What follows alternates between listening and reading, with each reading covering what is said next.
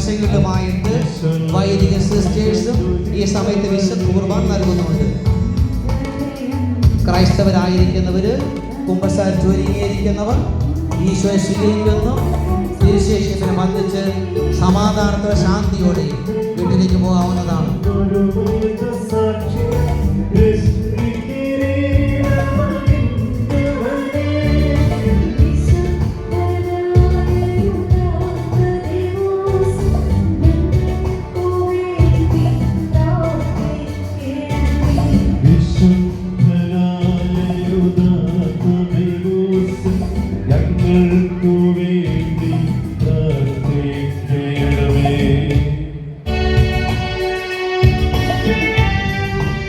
ദേവിയെ പ്രതിഷ്ഠിച്ചിരിക്കുന്ന വിശുദ്ധ തിരുശേഷിയെ കൊണ്ട് മടങ്ങുകയും 2 വർഷങ്ങളിലും വൈദിക സന്യസ്തരും വിശുദ്ധ